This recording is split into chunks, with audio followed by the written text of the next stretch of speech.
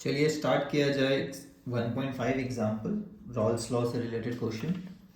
उसके पहले अपने शॉर्ट नोट्स को थोड़ा अपन मॉडिफाई कर लेते हैं कि point number 2 gas in liquid पढ़े थे, पॉइंट नंबर 3 अपना है लिक्विड इन लिक्विड, जो कि है Rawls law.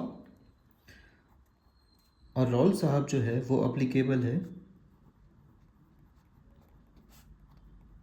Liquid in liquid में, और दोनों क्या होना चाहिए, वोलाटाइल होना चाहिए।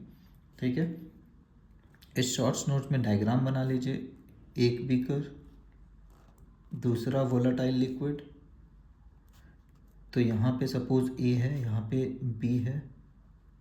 इससे जो हवा बनता है उसको पी नॉट ए बोलते हैं, इससे जो वेपर्स बनेगा उसको पी नॉट बी बोलते हैं। जब ये प्योर था, इन दोनों को मिक्स करेंगे, बड़ा कंटेनर में करते हैं, लेबल सेम रखते हैं। मोल फ्रैक्शन सपोज मिक्सिंग का एक्स ए और एक्स बी है, अपने को पता है x A is 1 minus x B या x B is 1 minus x A. फिर ये दोनों उड़ेगा। यहाँ पे अपने को पता है पी ए कितना आएगा, प्रेशर बाई ए, इस बार मिक्सचर में कितना आएगा, P not A into x A. P B क्या आएगा, P not B into x B. ठीक है, इतनी बातें अपने को पता है। कोई पूछा पी टोटल कितना है, तो पी ए और पी बी को प्लस कर देंगे। ठीक, यहाँ पे कभी कभार एक फॉलोअप क्वेश्चन आएगा, नेक्स्ट स्टेज क्वेश्चन, जिसको हम लोग बोलते हैं इन एयर। हम लोगों से पूछा जा सकता है मोल फ्रैक्शन। ठीक है, तो यहाँ पे ए का मोल फ्रैक्शन एक्स ए क्या होगा, P A by P total. Similarly B का भी कुछ प्रेशर आएगा, मोल फ्रैक्शन आएगा एक्स बी, जिसको बोल सकते हैं हवा में, ये हवा में है ये सब था, तो इसको डैश लिख देते हैं। ये आएगा P B by P total. ठीक है, इतना अपन पढ़ चुके हैं, ये अपना शॉर्ट नोट्स हो गया अपडेट। अब चलिए इस क्वेश्चन पे कर चलते हैं और देखते हैं क्या ये क्वेश्चन वही एकदम सेम सेट थ्योरीज पे है। देखिए क्या क्या दिया हुआ है। अपना बीकर बना लेना है। Vapour pressure of chloroform and dichloromethane, दो लोगों का वेपर प्रेशर दिया हुआ है। अब बाइनरी हमारे सिलेबस में है, दोनों का वेपर बन सकता है, मतलब ये रॉल्स लॉ का क्वेश्चन है। ठीक है, तो दो लोगों का वेपर दिया हुआ है, तो पहले CH Cl3 है और फिर CH2Cl2 है। तो यहाँ पे जो आएगा उसको बोलते हैं पी नॉट ए, वो अपने को दिया हुआ है 200 mg। यहाँ से जो आएगा वो आएगा पी नॉट बी, वो आएगा 415। इन दोनों को मिला करके एक बड़ा सॉल्यूशन बन गया। इसमें अपने को पता होना चाहिए एक्स ए और एक्स बी। यहाँ से निकाल लेंगे P A, P not A into x A, और P B is P not B into x B. ठीक, अब देखिए क्या क्या दिया हुआ है। और फॉलो क्वेश्चन इन एयर का भी पूछ सकता है। तो इन एयर का कैलकुलेशन क्या होता है अपना, अपने को पता है। यहाँ पे मोल फ्रैक्शन ऑफ ए हो जाएगा P total by P A by P total. Mole fraction should be always smaller than 1। And X B हो जाएगा P B by P total. ठीक, ये अपने को पता, ये फॉलो अप क्वेश्चन है एक्स्ट्रा जो पूछा जाता है। अब देखिए क्या क्या पता है। आइडेंटिटी पता है तो मोलर मास पता होता है, अपने को पता है ये सब बातें। Calculate the vapour pressure of the solution. Solution का वेपर प्रेशर मतलब टोटल वेपर प्रेशर, तो पार्शियल प्रेशर ए के द्वारा और बी के द्वारा का प्रेशर ऐड कर देना है। प्रिपेयर्ड बाय मिक्सिंग 25.5 ग्राम, तो इसका कितना दिया हुआ है, 25.5 ग्राम लिए हैं। इसका कितना लिए, 40 ग्राम। क्या मोल्स निकाल सकते हैं, तो ये हो गया अपना गिवन मास। मोलर मास क्या होता है आप निकाल सकते हैं, 12 + 1 30 एंड 35.5 इंटू 3। वैसे इसका निकाल सकते हैं, चलिए यूज़ कर लेते हैं बुक वाले का कैलकुलेशन। मोलर मास CH2Cl2 का आ रहा है 85 और इसका आ रहा है 119.5। क्या मोल्स निकाल सकते हैं, number of moles is given mass by molar mass. यहाँ पे 40/85, तो ये हुआ N1, ये हुआ N2। ठीक है, समझ आया कैसे एकदम तरीके से करना है। क्या मोल फ्रैक्शन निकाल सकते हैं, मोल फ्रैक्शन ऑफ कंपोनेंट ए, ये Na बोल देते हैं चलिए, और Nb क्या होता है, वो moles of component 1 by total moles. ठीक है, तो घटिया सा कैलकुलेशन है, देख सकते हैं अपन। तो यहाँ पे मोल फ्रैक्शन इन लोगों का कितना आया यूज़ कर लेते हैं। अब देखिए मोल्स भी ये लोग पॉइंट में दिया हुआ है, टोटल मोल्स इनका 0.683 है। मोल फ्रैक्शन आ रहा है CH2Cl2 का 0.6 और CHCl हमारा A है CHCl3 उसका 0.312 आ गया। तो मतलब कैलकुलेशन के अलावा तो कुछ है ही नहीं, सारा कुछ कैलकुलेशन है। ये आएगा 0.688।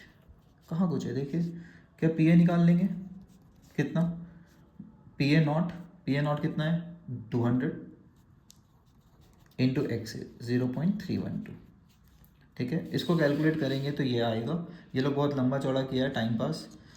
ये वाला फॉर्मूला भी डायरेक्ट यूज़ कर सकते हैं, बट सेकंड पार्ट में देखिए फिर से आपको पी तो निकालना ही पड़ रहा है इंडिविजुअल, तो क्यों ना ऐसे ही करें पी ए निकाल के पी बी। तो 285.5 आ रहा है और 62.4, तो CHCl3 का आ रहा है 62.4। वैसे तो ये कैलकुलेट कर सकते हैं, बहुत ही आसान है, 2 2 ज़ा 4 2 6, तो हमारा भी 62.4 आ जाएगा। 2 0 यहाँ पे 3 0 था, ठीक है। तो हमारा भी 1 पॉइंट आ रहा है 62.4 और पी बी जो आ रहा है वो आ रहा है अपना 285.5 हो गया। तो पी टोटल कितना, P A plus P B 62.4 plus 285.5, ठीक है। आई होप इस कैलकुलेशन में कोई दिक्कत नहीं है। तो ये अपना टोटल प्रेशर जो आ रहा है वो आ रहा है 347.9 mm। उसके बाद एज यूजुअल फॉलोअप क्वेश्चन पूछा जाता है, इस वाले में भी पूछा है। चलिए क्वेश्चन पढ़ते हैं, क्या पूछा है अपने से फॉलोअप क्वेश्चन देखिए। बोलता है calculate the vapour pressure of the solution prepared by, तो पी टोटल निकाल लिया है। Mole fraction of each component in vapour phase, है ना, लिक्विड में नहीं पूछा है, लिक्विड में तो फर्स्ट पार्ट में यूज ऐसे भी हो रहा था, वेपर फेज में पूछा है। तो क्या करेंगे, पी टोटल बाई पी ए, है ना, मोल फ्रैक्शन ऑफ ए निकालना है तो पी टोटल बाई पी ए। तो ये देखिए मोल फ्रैक्शन को एनसीईआरटी वाई से डिनोट करता है, क्योंकि सेकंड वाला मोल फ्रैक्शन को एक्स कैसे बोल सकते हैं। तो पी टोटल आया था 285.5 डिवाइडेड बाई इंडिविजुअल प्रेशर, ठीक है। तो sorry P A by P total 1 से छोटा आना चाहिए। अगर कभी गलती से गलत हो गया तो समझ जाइएगा, बड़ा नंबर बाई छोटा नंबर नहीं हो सकता, छोटा नंबर बाई बड़ा नंबर होगा, क्योंकि 1 से कम होता है मोल फ्रैक्शन। तो पी ए का प्रेशर है 285.5 और जो भी CH2Cl2 का प्रेशर इतना है और टोटल प्रेशर 347 है। तो मोल फ्रैक्शन एक का निकल गया, दूसरा का 1 माइनस कर सकते हैं, है ना, 1 माइनस 0.82 0.18, या फिर अपना कैलकुलेट कर लीजिए फिर से P B by P total, ठीक है। So I hope it is clear. ऐसा काफ़ी सारा क्वेश्चन बैक एक्सरसाइज में है जो हम लोग सॉल्व करके आपको दे रखे हैं, तो कृपया करके बैक एक्सरसाइज का सारा क्वेश्चन कर लीजिए जाके, काफ़ी फ़ायदा होगा, ठीक है। चलिए आगे बढ़ा जाए। तो बोलता है रॉल्ट लॉ और हेनरी लॉ एक्चुअली क्या है, सेम चीज़ है, पता है, दोनों में डिफरेंस नहीं है, ऐसा बोल रहा है एनसीईआरटी। तो चलिए इनकी बातें मान लेते हैं। क्या Raoult law Henry law same चीज़ है, बिल्कुल सेम चीज़ है। बोलता है क्या, according to Raoult law the vapour pressure, एक सेकेंड थोड़ा अपन अरेंज कर लेते हैं इसको, the vapour pressure of a volatile component in a given solution is given by इतना। रॉल्ट लॉ ये बोला ना, वोलेटाइल वाला का क्या होता है, उसके मोल फ्रैक्शन पे डिपेंडेंट, और अगर वो प्योर होता तो कितना प्रेशर बनाता, ठीक। लेकिन हेनरी साहब क्या बोलते थे कि भाई के एच इंटू एक्स होता है ना। अब ऐसा नहीं लग रहा है एक्स दोनों में है, पी प्रेशर जो क्रिएट हो रहा है वोलेटाइल वाला का दोनों में है, तो मतलब एक्चुअली में पी नॉट के एच है। हेनरी लॉ का के एच ही एक्चुअली में पी नॉट है, और वो भी हेनरी लॉ का के एच भी डिपेंड करता था कौन सा गैस है, और पी नॉट वो होता है कि कौन सा प्योर सॉल्वेंट लिए थे तुम वोलेटाइल वाला कंपोनेंट। तो अगर अल्कोहल लिए थे तो पी नॉट अलग आता है, पानी के लिए पी नॉट अलग आता है, जो ज़्यादा उड़ेगा वो ज़्यादा पी नॉट रहेगा उसका। तो के एच भी ऐसे ही गैस के हिसाब से चेंज होता था। In the solution of a gas in a liquid, one of the components so volatile that it exists as a gas, and we already have seen that its solubility is given by Henry's law, which states that P equal to Kh into X. If we compare the equation for Rawls' law and Henry's law, it can be seen that the partial pressure of the volatile component or gas is directly proportional to mole fraction in solution. ठीक है, सबको पता है, दोनों में यही चीज़ है। Only the क्या डिफरेंस है, एक बार P1 नॉट यूज़ कर रहा है रॉल्स साहब और हेनरी साहब के एच यूज़ कर रहे हैं, तो K H differ from P1 not. Raoult's law become a special case of Henry law in which K H becomes equal to P1 not. तो बोल रहे हैं रॉल्स साहब कुछ नहीं लग रहा है, सेम सेम सा काम ही कर रहे हैं जो हेनरी साहब कर रहे थे, वहाँ पे बस कांस्टेंट के एस था, यहाँ पे कांस्टेंट पी नॉट है। तो हम लोग को इससे कंफ्यूज नहीं होना है, बस ये रिलेट कर रहा है, हम लोग को अपना याद रखना है। लिक्विड इन लिक्विड हुआ तो रॉल्स लॉ का पूरा कैलकुलेशन करेंगे, और गैस इन लिक्विड हुआ, कोल्ड ड्रिंक जैसा कुछ हुआ गैस इन लिक्विड, तो अपन हेनरीज लॉ लगाते हैं। ये दो चीज़ एकदम दिमाग में सेट कर ले, तो ये टॉपिक का एक भी क्वेश्चन गलत नहीं होगा। ठीक है, चलिए आगे बढ़ा जाए। तो vapour pressure of solid and liquid पे फिर से ये लोग वापस आ गया है, आना नहीं चाहिए था इसको, या तो पहले इंक्लूड करना चाहिए था, और इसमें सीखने को वैसे कुछ है नहीं। पता है क्या बोलेगा, बोलेगा कि भाई साहब इसमें एक सॉल्यूट डाल दिए। अब वेपर तो बनता है सरफेस से, याद है evaporation is a surface phenomenon, surface से वेपर बनता है। अब मान लीजिए आप कोई ऐसा सॉल्यूट डाल दिए हैं जो खुद उड़ता ही ना हो। सॉल्यूट जनरली वॉलेटाइल तो होते नहीं है, जैसे हम लोग नमक डालते हैं पानी में, तो नमक थोड़ी उड़ता है, नमक जनरली वॉलेटाइल नहीं होता है। तो बोला लेकिन वो सरफेस का जगह तो घेर लेगा। अब सरफेस का जगह घेर लेगा तो ऐसा नहीं लगता है आपको, जब बेचारा सॉल्वेंट का मिक्सचर बना, सॉलिड डाल दिया इसमें, तो सरफेस कोई और सॉल्यूट घेर लिया है। अब नंबर ऑफ पार्टिकल जो हवा में जाएगा, जो गैस वेपर या वेपर पे, इसी को क्या बोलते हैं, वेपर प्रेशर, क्योंकि ये गैस एक प्रेशर डालता है लिक्विड सरफेस पे, तो उसको नाप सकते हैं, इसलिए इनको बोलते हैं वेपर प्रेशर। तो क्या बोल सकते हैं वेपर प्रेशर कम हो जाएगा अगर सॉलिड विलिड कुछ हो गया। हाँ, तो ये टॉपिक फिर से आएगा कॉलिगेटिव में। कॉलिगेटिव में एक टॉपिक है relative lowering of vapour pressure. तो वेपर प्रेशर वहाँ पे दोबारा नहीं समझेंगे, यहीं पे समझ लेंगे। लोअर क्यों होता है वेपर प्रेशर, क्योंकि ऐसा सॉल्यूट आप डाल दिए हैं जो सरफेस में जाके खड़ा तो हो गया है लेकिन वेपर नहीं बना रहा है कुछ भी, तो टोटल वेपर प्रेशर तो कम हो गया जितना ओरिजिनल प्योर सॉल्वेंट में था बेचारे में, लेकिन सरफेस को ये घेर लिया है क्योंकि। ठीक है, तो another important class of solution consist of solid dissolved in pani, liquid, पानी तो खैर अपना पानी ही होता है, हमारे लिए तो वाटर होता है, तो लिक्विड को हिंदी में जो भी बोलते हैं for example sodium chloride, glucose, ये सब सॉलिड है कि नहीं, NaCl नमक, ग्लूकोज, यूरिया, शुगर, कुछ को भी डालेंगे पानी में, या फिर आयोडीन सल्फर जैसे लोगों को कार्बन सल्फाइड में डाल देंगे, तो इसको बोलते हैं ऑर्गेनिक सॉल्वेंट। तो कुछ लोग पानी में नहीं डूबते थे ना ऑर्गेनिक वाले लोग, तो उनको बेंजीन में डुबा सकते हैं, कार्बन डाइसल्फाइड में डुबा सकते हैं, किसी को भी डुबाएं, in short solid and liquid होना चाहिए। Some physical property of these solutions are quite different from those of pure solvents. तो जैसे कि वेपर प्रेशर, पहले निकाले 100 आया, अब निकालते हैं 70 ही आता है, 70 ही आ रहा है, कम हो गया ना। For example vapour pressure, liquid at a given temperature vaporise and under equilibrium condition the pressure exerted by the vapours of the liquid. आ गया डिफिनेशन वेपर प्रेशर का। तो वेपर प्रेशर का डिफिनेशन एनसीईआरटी में यहीं पे दिया हुआ है। लिक्विड किसी भी टेम्परेचर पे वेपराइज होता है, evaporation take place at all temperature and under equilibrium. तो एक बार वेपराइज होकर सैचुरेट हो गया, इक्विलिब्रियम कब आएगा, जब क्लोज कर देंगे, भागने ही नहीं दे रहे इनके प्रेशर। तो under equilibrium conditions the pressure exerted by the vapours of the liquid over the liquid phase, vapor of the liquid over the liquid phase, vapor of the liquid over the liquid phase, liquid के surface पे, is called vapor pressure. Figure 1.4a में pure liquid दिया हुआ है, the entire surface is occupied by the molecules of the liquid. अब surface phenomenon होता था evaporation. तो if a non volatile solute, मतलब जो उड़ नहीं सके, नॉन वोलेटाइल मतलब जो उड़ ना सके, is added to a solvent to a given a solution to give a solution, जो कि 4b वाले फिगर में दिख रहा है, the vapor pressure of the solution is solely from the solvent alone। सारा वेपर किसके कारण है, सॉल्वेंट, क्योंकि सॉल्यूट तो उड़ ही नहीं पाता है, ये तो वेपराइज हो ही नहीं सकता है, NaCl टाइप का सॉल्वेंट है। This vapour pressure of the solution at a given temperature is found to be lower, है ना, गिवन टेम्परेचर कोई चेंज नहीं किए हैं, ये ओरिजिनल वाले से लोअर आता है vapour pressure than the vapor pressure of the pure solvent at the same temperature. In the solution, the surface has both solute and solvent molecule, क्योंकि surface पे दोनों लोग आ गए हैं, thereby the fraction of the surface covered by the solvent molecule gets reduced, है ना। अब पहले 100 पार्टिकल थे, अब बेचारा 100 में से सिर्फ 80 पार्टिकल ही हवा में सरफेस पे है, बाकी लोग सॉल्यूट वाला है। Consequently the number of solvent molecule escaping from the surface is correspondingly reduce हो गया है बेचारा। ठीक है, तो यहाँ ग्रीन कलर के बॉल्स क्या दिखा रहे हैं, सॉल्यूट जो उड़ नहीं पाया था, और ब्लू वाला सॉल्वेंट का ही पार्टिकल है।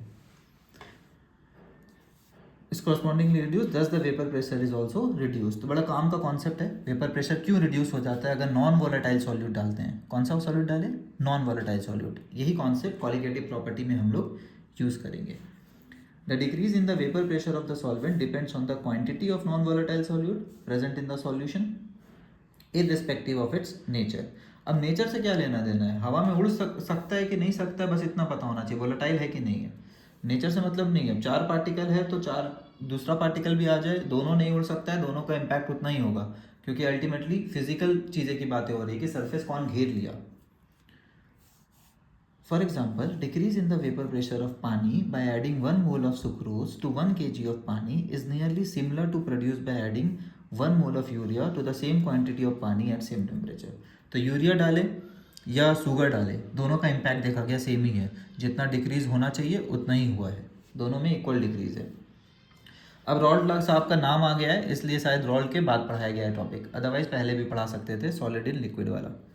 रॉल्ट्स law in its general form can be stated as for any solution, किसी भी सॉल्यूशन के लिए the partial vapour pressure of each volatile component in the solution is directly proportional to mole fraction. तो बोल रहे Raoult law आप कहीं पे भी लगा सकते हैं, जरूरी नहीं है कि Raoult law is valid only for liquid in liquid, but जब क्वेश्चन आएगा और कैलकुलेशन पूछेगा तो हम लोग एक अपना ट्रिक याद रखेंगे कि लिक्विड इन लिक्विड है तो पक्का रॉल्ट लॉ वाला कैलकुलेशन हो रहा है। In a binary solution, binary अपने सिलेबस में, let us denote the solvent by 1 and solute by 2। अब यहाँ से गेम शुरू हो जाता है, हमें हमारे ब्रेन को क्या आदत होता है कि सॉल्यूट को 1 ले लेते हैं, सॉल्वेंट को 2 ले लेते हैं, है ना। तो x1 लिखेगा तो हमें लगता है मोल फ्रैक्शन ऑफ सॉल्यूट बोला है, एनसीईआरटी यहाँ पे घपला कर दिया है, सॉल्वेंट को 1 बोलता है, तो x1 बोला मतलब सॉल्वेंट का मोल फ्रैक्शन, x2 बोला मतलब सॉल्यूट का, और हम लोग को बाय डिफॉल्ट लगता है कि x1 मतलब होता है सॉल्यूट का मोल फ्रैक्शन। तो यहाँ पे थोड़ा कंफ्यूजन हो जाता है, इसको ध्यान रखेंगे। एनसीईआरटी का convention wise mole fraction of solvent जो है वो 1 से डिनोट होता है, सॉल्यूट का 2 से। तो बोल दिया यहाँ पे कि डिनोट ऐसे करेंगे, अब बोल रहा है ऐसे डिनोट करेंगे तो क्या ही कर सकते हैं। When the solute is non volatile only the solvent molecules are present in vapour phase and contribute to vapour pressure.